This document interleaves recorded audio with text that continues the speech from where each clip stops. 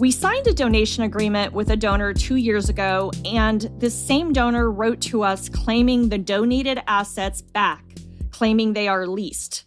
Is it possible to challenge this and get a legal interpretation? Yikes. I'm sorry that this happened to you. That's really awful. Gross. That's really gross. So you can. So a donation agreement, it depends on what the donation agreement says. And you'll probably, it wouldn't hurt to get an attorney to look at it, because they're going to be able to tell you, does the donation agreement have everything in it that it needs to have in it to be able to do something else? This comes up as a lot too, with even promises to give. If someone makes a pledge to you, and if it's a written pledge, that's actually a contract between you and that donor. They've agreed as a contract to give you that money. And because it's a contract, then if you wanted to, you could actually go after them and try to sue them for that, because you have a contract that says that they gave you that. In this case, it looks like it may be the exact same thing, regardless of whether or not they had they were allowed to sell. Are you receiving stolen property at this point? This is where you definitely want to get an attorney involved to make sure that you understand exactly what's going on. From a practical perspective, though, you may want to take a different tack, because the trying to claw money back from donors that have promised things to you is a really slippery slope and doesn't make anybody happy. You're going to alienate the donor. It's going to be a lot of work. It's something you're going to have to think about really hard. Do you want to go to court and try to get money out of this person? Because that's where it's going to end up. You're not going to, again, you need legal representation for this. If it's something you're going to go after, maybe they want to settle, but it seems like they're not treating you very well by pretending to donate something to you and then turning around and telling you that they haven't. That feels like tax fraud to me. But again, an attorney is going to be able to give you a much better answer than we are. In general, the only organizations that ever try to collect on pledges are ones that are in dire straits, ones that are in serious damage, serious things, or terrible things are going to happen if you can't get that money from donors that have pledged it to you, because that's really, it's really a blunt instrument. And you're never, just so you know, you're never getting another donation from that donor again. And that might not be something that you want to, you might not want that to happen to you. Yeah, and that donor has their own networks, their own circles. So I think that's the other thing is I wonder how public something like this gets if you go after the lawsuit piece of it. That makes me a little nervous.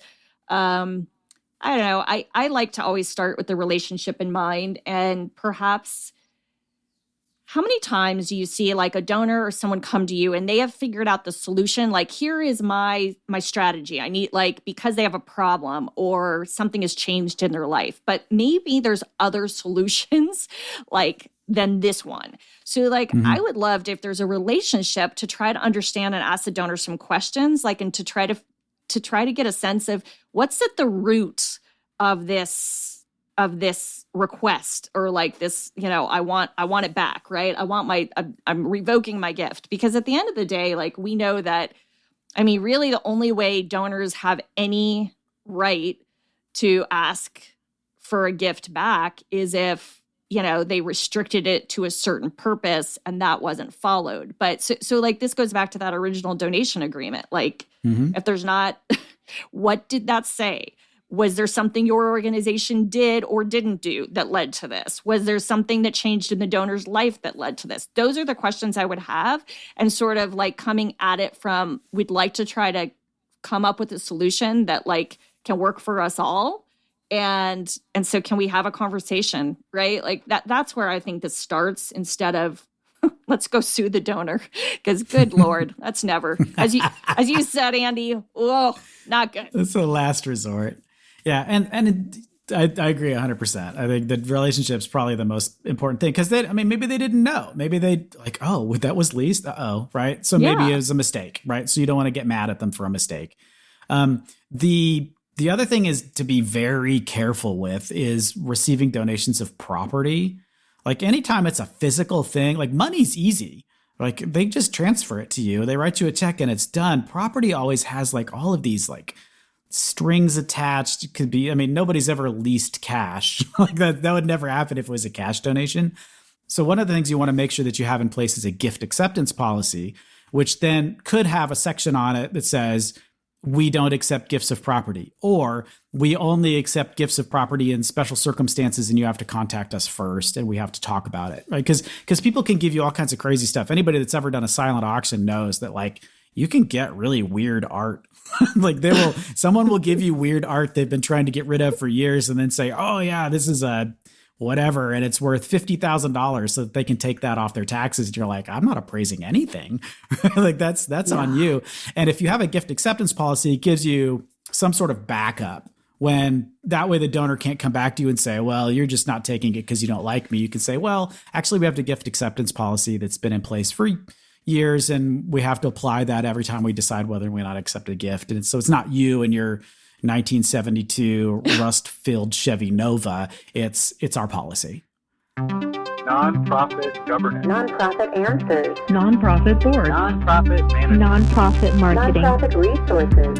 The Alliance for Nevada Nonprofits presents Nonprofit Everything, the podcast about everything nonprofit, with your host, Andy Shurik and Stacy Wedding. Okay, everybody, we have a challenge for you. Help us spice up our opening and closings of these podcasts, because Andy and I, what you don't see behind the curtain is that we always struggle because we feel like we're saying the same stuff. And we know it would be too abrupt to just sort of dive right into the questions, but we could use like what's a way we could jazz this up? So hopefully just me asking that question has jazzed up this one. So welcome to another episode of Nonprofit Everything. I'm here with my fabulous, fantastic, what's another F word that's appropriate for the air? Foolish. Yes. I was like, co-host Andy Shurik, and we're here joining you for another episode with a lot of good questions. We always appreciate your questions. And honestly, we get really bummed out when we don't get them. So you don't want to see sad faces, do you? No, of course not. So anyway, thank you for joining us and enjoy.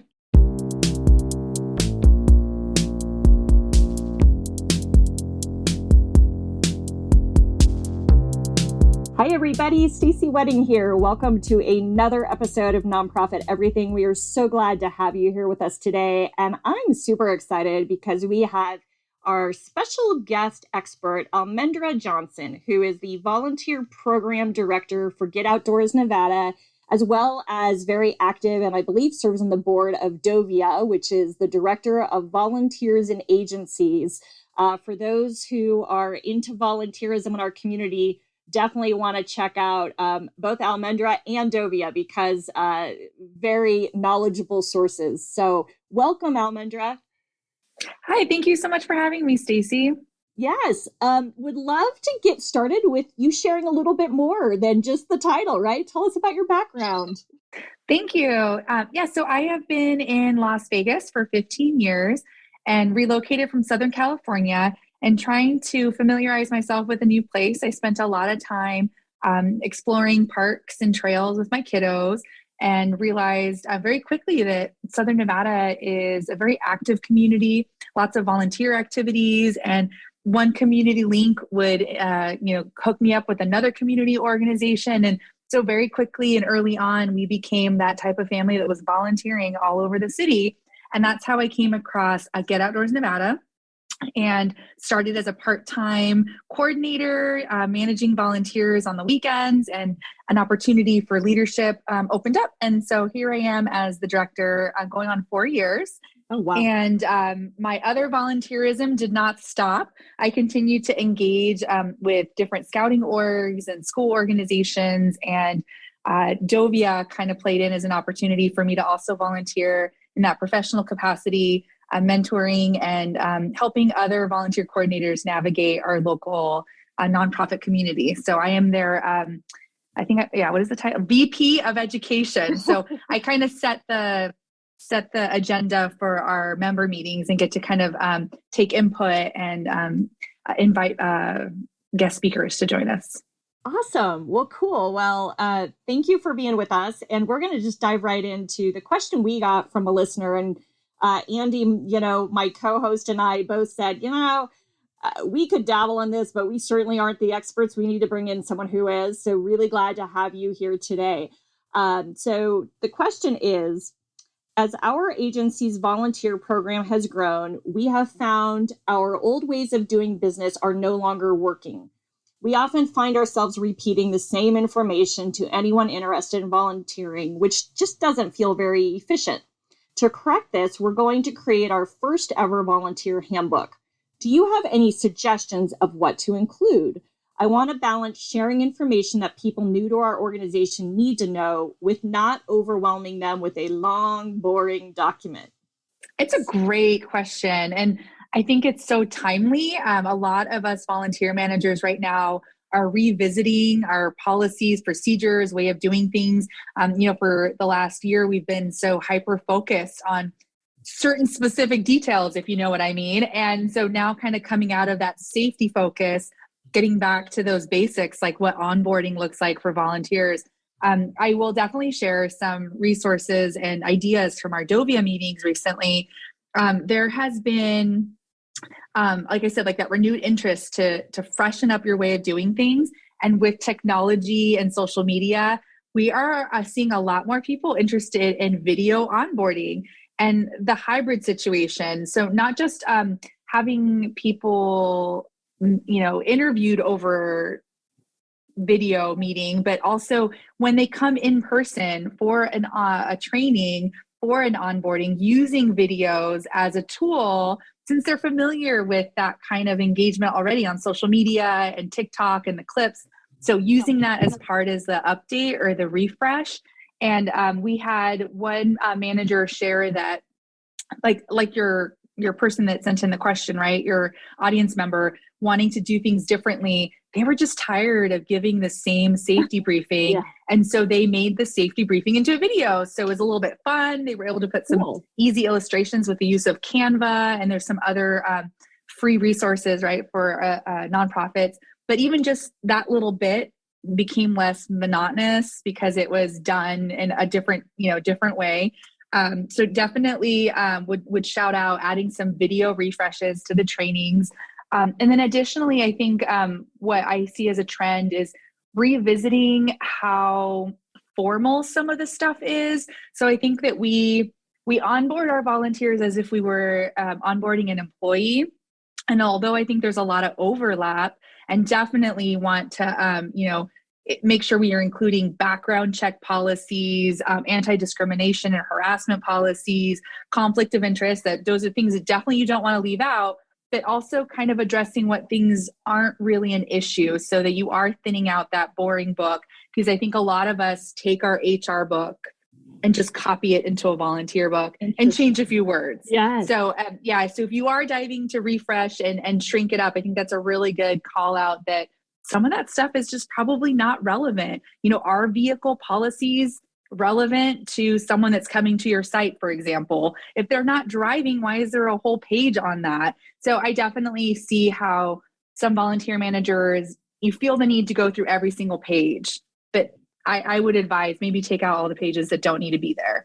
And definitely, I think having the discipline, paragraph about do you get what your warning system is, who they can contact if they have a complaint. Those are some basics that can be expressed in a paragraph versus a page. I really love that. Yeah. It sounds like, do away with, and I don't know what the lawyers out there would say, but do away with all the legalese. And I guess I also wonder, do I hear you saying the tone of it also? I think about a typical HR employee handbook, and right, the tone is very much HR attorney focused, labor law, so it's really dry. It's really and some of that I get that it's necessary. And I wonder, is there a way to just communicate this stuff in a more friendlier fashion that doesn't feel as intimidating? Do you see that being a trend? I do. Yeah. And, I think over our social distancing times, as we were all doing different webinars and online trainings, I think we saw a lot more of this, that the need to break up content, focusing on what's heavy and what's light, but definitely changing the tone, that it is not just a classroom or teacher setting, that it's not just an employer setting, that there is also more of a connection through lighter content and why you're there, and maybe more mission centric. I know for Get Outdoors Nevada, we include there's 2 heartwarming videos that we share in our onboarding, and it does break up the boring content. So they're specifically placed after a long stretch of policies. And then like, hey, watch this cute video to remind you why you're here. Oh, I love that. And can you say more about those videos? So what are they of? Other volunteers? What are they of? Yes. So the first video, so we at Get Outdoors Nevada, we have our 2 primary use of volunteers is in our education department and at our outdoor stewardship events. So the first video kind of gives a fun, quick overview of the different programs we do. So it shows children in field trip settings, children in classroom settings, children in after school settings. So right there, the volunteer has the actual visual of what they potentially could be doing. So, in action. And then on the volunteer side, kind of same thing. We shout out some of our goals from the last year. So it'll have how many events that we did. And again, showing us out on the trail or at the park. So that volunteer, they came to us sort of having an idea, but that video is a very light way to literally show them before they get to go out there. And it is also a good talking point, because as soon as the video is over, you open up the room for, did you see anything you have questions about? And usually we'll have a volunteer say, what was that? When do I get to do that? And that's a great, mood lifter for having to sit there for an hour. So I love you. That's a perfect segue. So you talk about, I love the idea of like, you get out the info you have to get, the policy stuff, but then you've got the heartwarming videos to provide that soft touch. So can you walk us through, because I'm guessing, every organization is a little different with how it utilizes volunteers, right? Whether it's more formal volunteer opportunities or skilled volunteer opportunities or episodic or reoccurring and all that stuff. So I'm curious to know, can you speak to it from the lens of Get Outdoors Nevada? Like, so I'm someone in the community, like, because I think this will help those who manage volunteer programs to understand, like, how do you approach it as an organization? Like someone comes in and says, hey, Almendra, I want to volunteer like for outdoor stewardship. Like walk me through that process. What does that look like? Sure, absolutely. Yeah. And definitely thank you for calling out that each organization is different. And there are certainly more formal trainings required for a lot of volunteers in the professional health setting. So I definitely don't want to intersect with that. We're definitely on a different angle as a nonprofit. But so Get Outdoors Nevada did a lot of work to really simplify and really just make it really easy for someone to just show up and help. And that presents itself in us providing more tools and supplies than when we did a couple years ago. So originally, as a small org, we didn't have as many resources, and we could have kept doing business that way. But in trying to make it more accessible, that was our angle, was accessibility. How easy can we make it for someone to just show up and help? That's all they want to do. And so first step was providing more to them instead of expecting them to bring all of this stuff with them and have all these expectations. It really was just, okay, what can we do for you so we can just focus on your time with us and volunteering? So that also starts in an inbox and being accessible in email, having a regular response time, making them feel heard. People start planning their events months in advance. And so often at first contact, they're turned away because you're not ready to give them an answer. So we've had to kind of look at, okay, what answers can we give so that we're still engaging with them 3 months in advance of when they want to plan this. And then through the process, letting them know that we'll bring everything that day. They just need to meet us there. We send them a map, and we really thought about all the little steps. And I think what has helped us is taking on that dialogue of what it is to be a volunteer. So we go out and we volunteer. What are the things that we're thinking of? And then now turning it around as the manager, how can we give them answers right away or anticipate what they're going to need before they get there? And that's kind of our approach. I love it. I mean, it sounds so like Nordstrom-like, right? Like this user-friendly, like user first, very like we are putting your needs front and center. Like we are treating you like royalty because you're giving us your time and we're going to give you the resources to be successful. So that's really cool. Yeah, no, it is. And it's been really successful for us in our organization. I think, the hierarchy of needs that we all learn about in school are true in every part of our life, and being able to cut down on that worry for someone so their experience is more fulfilling and they connect with our organization much more intentionally. So we get to have those fun conversations instead of them being stressed out about, oh, I didn't know where I was going and I didn't show up at the right place, or I didn't have the correct information. So yeah, it goes back to that accessibility. Everyone's feeling good about what they're doing and they're going to have a good time. And we don't have a super formal program at the moment. And that's kind of intentionally, we kind of waiting to see what this next year brings us. And we hope to have a volunteer program that welcomes volunteers to come 4 hours a month, so more regularly. But it's kind of fun to see how naturally, because it is so easy to volunteer with us, they're already doing that. We're already seeing them 2 to 3 Saturdays a month, and we love it. And that's the relationship we were hoping to build with our community.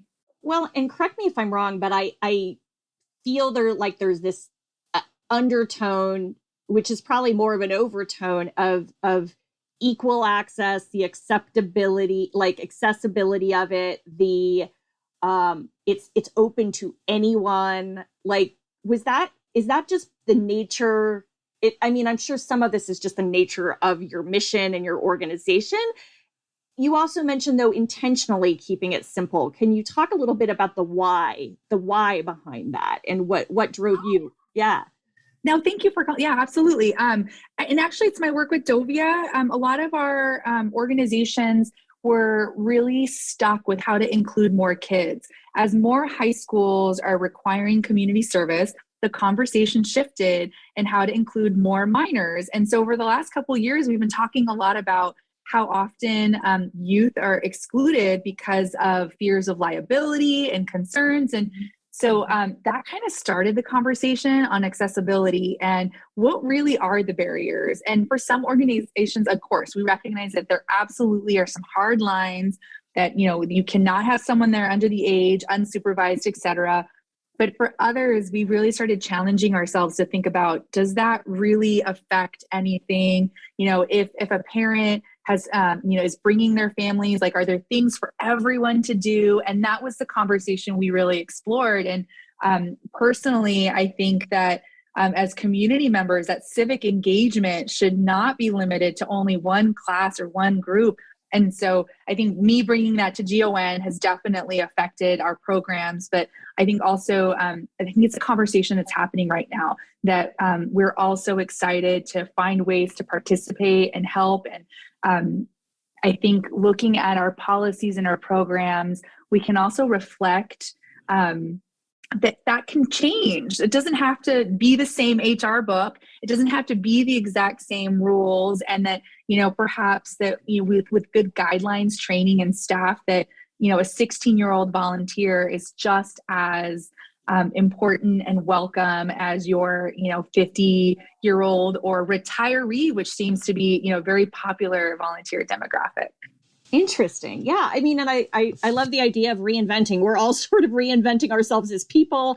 Our organizations are reinventing as we sort of, deal with the last 2.5 years we've all been through. So anyway, I love the idea of sort of never getting static and just sort of, because I think that happens, right? In all lines of work in the nonprofit sector, we've got the handbook already, or we've got this process already, but it's like, is that still working? And that's what I hear you saying. Yeah, definitely. And that's, the question that was posed to your show was, how do we change it? We've been doing it this way for so long. Right. And so we're definitely revisiting not just the policy, but what type of volunteer. And, certainly it benefits us to engage with our donors early on. And that's the thing, you have someone who has this relationship with you when they need volunteer hours. What does it look like as they grow into young adults and community members and first and second jobs, and they become managers at their work that wants an opportunity to engage in a nonprofit setting? So I think there's a lot of connections that are made. And so I look forward to not excluding all of these groups and definitely be more intentional and inclusive of our community members. So one final question, because I'm sure our listeners are thinking, man, they're lucky. They've got, right, like, it sounds like they don't have a problem getting volunteers. And, I don't know, Almendra. I mean, this is sort of a two-part question. I'm curious to see in Dovia if you've heard stories or if others are sharing stories. I've heard a lot of mixed reviews over the last couple of years. I mean, partly with the when we were shut down through the pandemic and when things were happening, I mean, volunteerism felt like it came to a halt. I know, and then it was about how do we change volunteering to make it more virtual, to your point earlier. So, but I still feel like there's this sort of weird, like this kind of transition back to, life again that is disrupting what has been the norm for volunteerism. So I'm curious to know, have you seen a difference or are you hearing a difference with others? Like, are they having more volunteers, fewer? That's part one. And then sort of the second part is, what advice do you have to our listeners about how to recruit volunteers? So I would love your thoughts. Really important questions and big ones. Thanks. Those are really good questions. How about putting you on the spot there, right? And actually, so I definitely want to shout out Dovia, Southern Nevada. We do have our most recent member meeting presentations posted on our website. And the title of one of the most recent was how to get volunteers to show up, because it is a big, big concern. And I think it does go back to that basic planning of what it is you want to get out of your onboarding process or your volunteer engagement. Like, what is the goal? Is the goal 50 volunteers? Where are you going to find the 50 volunteers? And really kind of work backwards, especially right now. Where are your volunteers coming from? Where do you want them to come from? What does your event look like? Do you really need 50? Maybe you only need 10. Just kind of really getting back to the basic structure of your program is really hard, because a lot of us, myself included, we're popping into this job after someone else left. Yeah. And so, very few of us are in a position where we created or launched the program.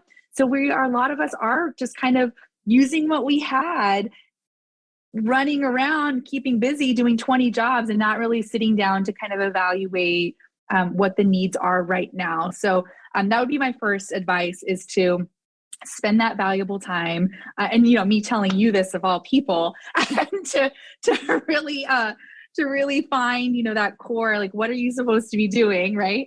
Or what do you want to be doing? And then additionally, there are a lot of resources online for volunteer engagement, whether it's social media, whether it's connecting on message boards. Here in the state of Nevada, we have an awesome resource, Nevada Volunteers, that has a portal where you can engage with organizations and partnerships. And so I think kind of finding which resources are a fit. I love professional groups like Dovia. They're regional too. So if your listeners are out of state, most states have their own Dovia organizations.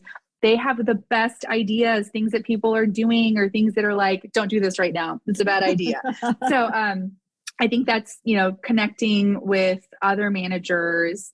It can only help, it really, it is always changing, like you said, and always in need of a different approach. Like, how long do you do something before it's exhausting and kind of starts hurting your soul? So Get Outdoors Nevada has found a lot of love on Instagram. Part of that is community and hashtags and connecting, but it's work on our end. We have to find those intersections and find, who are we popular with right now, and riding that train to get our volunteers. So we definitely have, it's more than just luck. We are working to keep those volunteers coming to us, and it's through, that portal for us. I appreciate that distinction, though, because some people do look at it and probably think, oh, they're, quote, lucky, right? They're lucky. They've got a mission. It's outdoors. Who doesn't want to do something outside, right? So there's sometimes a bias in not realizing there is a lot of work that goes into everything you're talking about, right? There's a lot of work. There's a lot of time. There's a lot of strategy about how are we moving this forward? What is the best way to recruit? Where? And then tracking it, right? Like, where are we getting our volunteers from? And do we need to find more groups or more people like that? So I listen to you and go, yes, it's a full-time job and then some. It is, yeah. And, I think different organizations, their structures are different. So I know in Dovia, we talk a lot about how there's a trend to put volunteer managers with HR. And I think that, in some ways that does make sense because you are managing people and those policies are important. But then what happens to the volunteer manager that's all on their own, who doesn't have any of that backup? What resource do they have? And that's it's so different with each nonprofit that, which groups are community engagement and which ones are not. And so, yeah, it definitely requires you to be flexible and try different things. Facebook did not work for us, but I do know that for a lot of our health orgs, there's a lot of presence on Facebook, and part of that's demographic. And so you have to kind of play around and learn from your fellow organizations what's working. Well, and that is a great way to tie this all up with a beautiful bow, right? I think the collaborative spirit of being able to talk to other groups, being able to share lessons learned, the good, the bad, the ugly is such a part of the learning experience for all of us. And I know me, I like hearing what other pitfalls someone else had. So maybe I don't have the same one, and what successes they're having. So I love the sharing network that Dovia provides. And kudos and thank you to you and your team at Get Outdoors Nevada, because I know you work tirelessly on this. And I know that our community is very fortunate and lucky and feels very fortunate to have an organization like yours that does volunteerism the right way and makes it a great experience. So thank you so much. Aw, shucks. Thank you. Like, aw. Did I make you blush?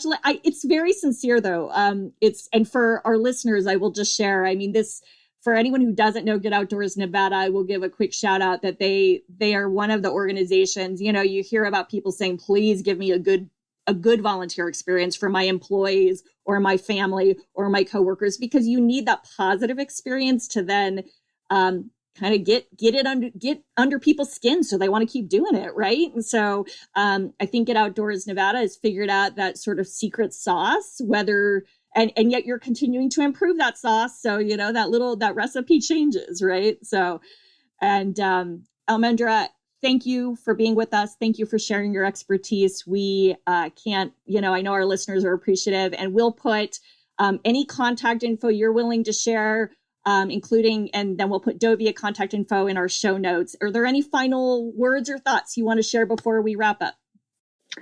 I love that you are a resource also, and I definitely encourage those volunteer managers to reach out to more than one resource for help. Don't suffer in silence. Definitely don't. It is a job for a lot of us, but it's a hard job. And so I think that if someone hasn't heard it before, that it's okay to ask for help. That especially in volunteer management, you just have to ask for help. It is always changing, and you don't want to underestimate how much help you could be for someone else.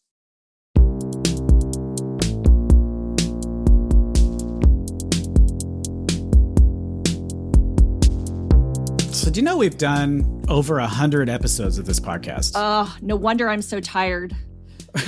We've done like all at once on one day. Yeah. We taped 100 episodes. So no joke, there's more than 50 some odd hours of Stacy and I answering nonprofit specific questions. It goes all the way back like 3 years or so, because we've done this every 2 weeks for about 3 years now. So right now there's a massive number of things that we've already talked about. So if you haven't looked in, if you go to the Nonprofit Everything webpage and you go and click I think it's the podcast archive button, they're all of the questions are out there. You can search. There's a search bar if you had a question about something specific, and it will bring up the episode where that specific topic was talked about. And there's also, when you go to the actual page, there's a couple of links. So you don't have to listen to the whole episode. So you have to listen to us do what we're doing now, which is just chat mindlessly for a few minutes to open and close the episode. And if you want to jump, cut straight to the chase, you can click the link and it will start the podcast right at the beginning of that question. So there's this archive of like all of these things that users have asked us that we've either answered or we brought guest experts in to answer, which are some of the better ones, to be honest. And you can go to all of those, and they're all available completely free of charge at the Nonprofit Everything website. So check that out. As you're checking that out, start to think about things that we haven't answered or things that we answered 3 years ago that are no longer quite as relevant that we may need to refresh. Because at this point, we feel like, Stacey and I have answered everything, like we're done. Yeah. So unless you bring us more questions, like we can't rehash the same ones over and over and over again. So send us questions. Let us know what you want to talk about. Let us know if you liked the podcast. Is there stuff we can do better? Is there stuff you really like that you don't want us to stop doing? What could make this more useful for you? Please, so you can send us that feedback on the Nonprofit Everything website. There's also a Discord channel, which you can get to from the website as well. If you want to kind of chat in real time with other users, we're experimenting with that. It's a good place to do it. And with that, we'll see you in a couple of weeks.